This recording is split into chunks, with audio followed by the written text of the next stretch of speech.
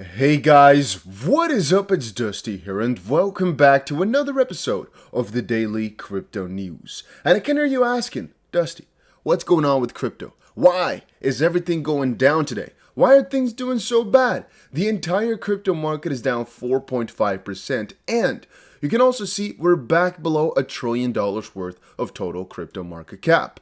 Bitcoin down 7.5% over the last 24 hours, Ethereum down 11.5% over the last 24 hours, Solana down 10.5%, XRP down 6.3%, BNB down 6%. Things are doing quite bad. There's actually not that many crypto which are positive over the last 24 hours. One of the only ones I can view here is Huobi token. And that surely says something when that's one of the only coins that's up and a stable coin. So yeah, it's definitely not that good of a day for crypto. But why is that? Well, hopefully you guys were in my live stream from yesterday, or you've been watching my channel for the last couple of days. If you were, you probably know exactly why the crypto market is down, and you probably also get or understand that we predicted this to a certain degree. The long story short of what happened, to not waste anybody's time, is there was a speech. It's called here, Federal Reserve Chairman Jerome Powell speaks at Jackson Hole, 8/26/2022.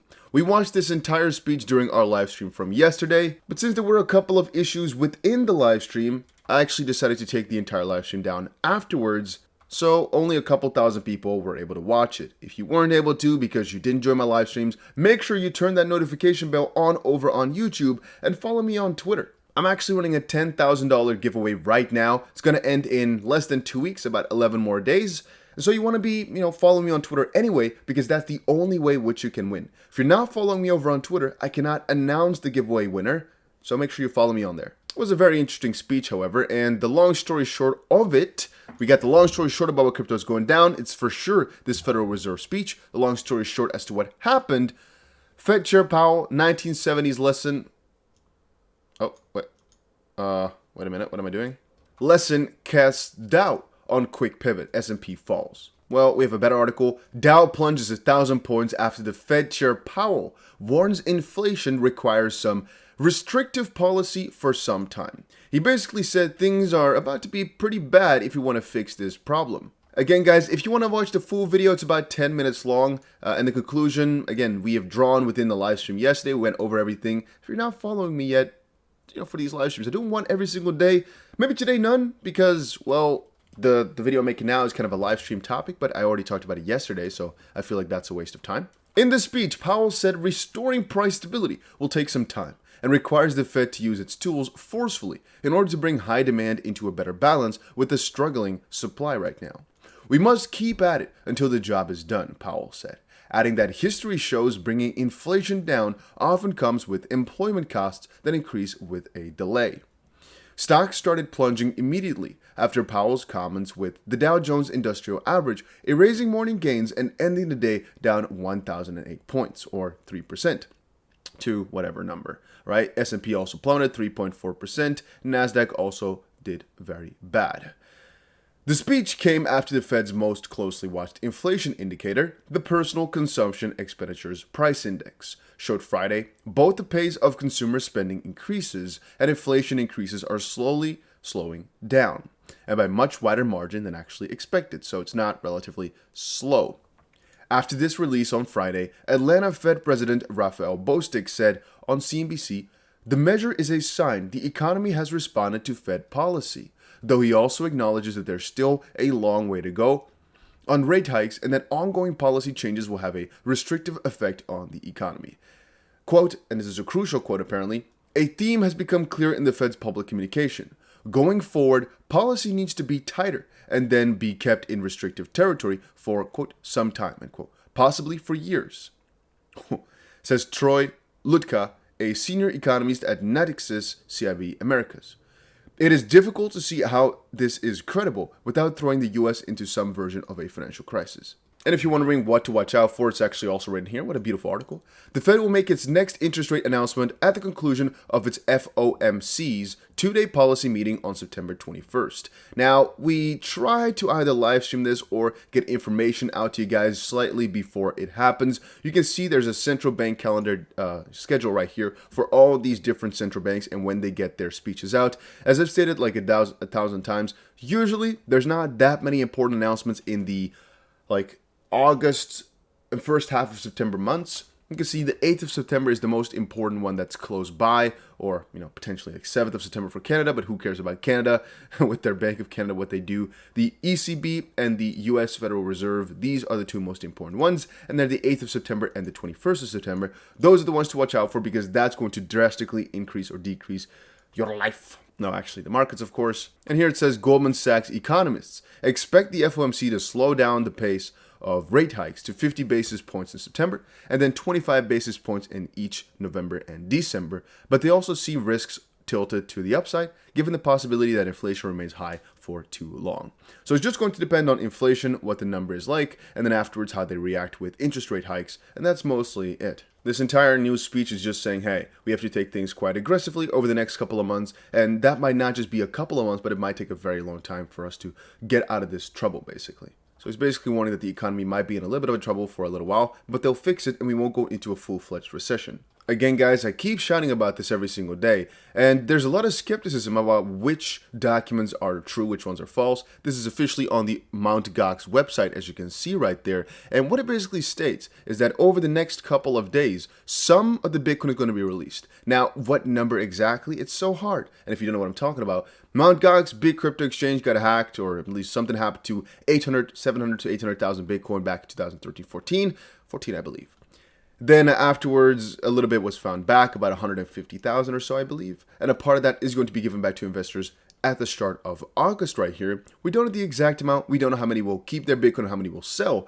But supposedly that was happening within the next 4 days or so. And so people are worried about it, that could be dumped onto the market. There is some speculation, and somebody in my group, some crypto whale, you guys know him, he's a YouTuber as well. He said that the OTC guy that he uses also wanted to sell a huge amount of Bitcoin. But I'm not so sure if these OTC deals that come, for example, from Mt. Gox are going to go to the OTC people that we might know. I'm thinking because Mt. Gox has already given the option, hey, from approximately the end of August this year until all or part of the repayments made as initial repayments is completed, you can choose if you want, I believe, dollar, yen, or Bitcoin Cash, I believe, or something like that. And you can, basically transfer it over to dollars, but I think they might even do that for you, sell the Bitcoin and give you the dollars because of a repayment like this. I think that might give you the option. And I'm still not sure what type of OTC they would use, but I'm thinking they probably know some really big guys as well. We're talking potentially hundreds of millions of dollars, right? So they probably need a couple of good people to get that done, but they probably know them very well. I also want to give a little quick shout out to my Instagram, guys. If you're not checking me out just quite yet, no worries, but maybe just go ahead and give me a little like on my latest picture. Would be very much appreciated. After some thinking, no, I'm taking it back. Just go check it out if you want to, all right? You don't have to like it if you don't like it, obviously. I don't know why I care so much about it, actually. It's kind of stupid. You might wonder what's next for Bitcoin, what's next up, where the price is going to go. This is actually the S&P, fun fact. As it currently stands, there's a massive amount of fear in the Bitcoin market. We had a crazy recovery after we saw our $17.5 thousand dip. Crazy recovery, which was beautiful to watch. And all of a sudden, there was a crazy amount of fear. Now, I already described it to you guys, and this is very important.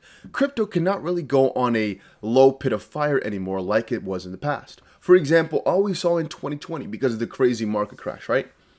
Even though I honestly do believe the stock market can have some significant drawbacks still, we of course have seen many drawbacks worth 50, 60% or so in the past, 2000, 2007, 2008, 2009, and then potentially now again over the next couple of months. But the reason I don't think that Bitcoin will continue on like that is purely because of how relatively small it is and what type of players have entered the space. You got to remember what Scaramucci said right here as well. People are not paying close enough attention to what BlackRock is doing. If Larry Fink and his team are setting up a product related to Bitcoin that is telling you that there is institutional demand out there, I think this is a huge thing that has not been expounded upon as much as it should be.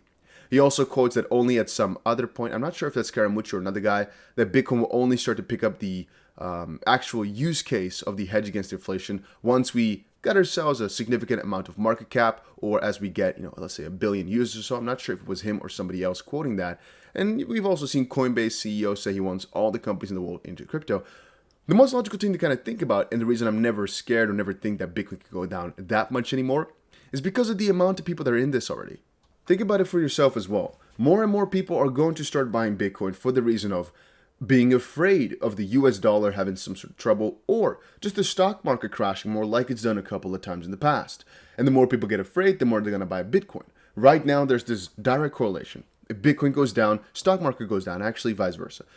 Stock market goes down, Bitcoin goes down. But eventually, people are going to notice, okay, stock market goes down, what can I buy to make sure that my money stays stable, sort of, or at least that it's either an inverse correlation. That might be what they want to have. Well, gold maybe. Well, yeah, maybe for now, but eventually that might turn to Bitcoin, and that's basically what we are all watching for. Will it happen soon? That's a good question. But the fact that all these major players, like for example BlackRock is already in, and they're providing services to institutional clients, shows this ain't going nowhere. But I actually mean that in a positive sense. This ain't going nowhere in the sense that it cannot really go away anymore. It's nearly impossible for things to get basically less adoption than we have right now. The amount of addresses will keep increasing. The amount of people utilizing, I noticed the big sound was going to play, but I stopped it, so it's good. Yeah, main adoption is not going to be less than what we've seen right now. It will most likely only keep getting better and better and better. The amount of addresses is increasing. The amount of usage is increasing. The amount of use cases, just people could think of, is increasing drastically. Things are doing quite well. One thing I've also decided to do is actually add a couple of links here to my description. So you might, when you look at the description now, might see a couple of ones that are not in this list right now. But if you're looking for example, a VPN, check out the link for that one, I believe, right here or so. If you're looking for a hardware wallet, there's going to be a link, I think, right below it for Ledger, which is the one that I use. It's not that you need it necessarily, but you might notice that the more you get involved with crypto, the more that these things are like a trivial buy. It's just that something you most likely want to have, as everybody uses it for their own safety. You can't see it actually, but I made sure now to kind of switch up my VPNs. I used to often just kind of stick with the same one for a little while. I'm kind of switching it up right now, but always within NordVPN, I think. It just depends. I have a couple actually, which is a long story. But yeah, for storing crypto as well, I always recommend just using a hardware wallet, I mean. Maybe buy a couple. You don't want to be that guy who had only one wallet and got their money lost because something happened to that thing. Even though you of course, have the backup and whatnot. But I'm talking about if one gets stolen, you also always want to have a backup. If you do something stupid, you always want to have a backup. You want to spread your money around the world if you can. Depends on how much money you have, obviously. But yeah, just keep it in the back of your head, and that was it. But yeah, that was it for today's crypto video. Hopefully you guys all enjoyed it. If you did, make sure you press the like button. Maybe even subscribe if you like that. And I'll see you guys again in another crypto video later today.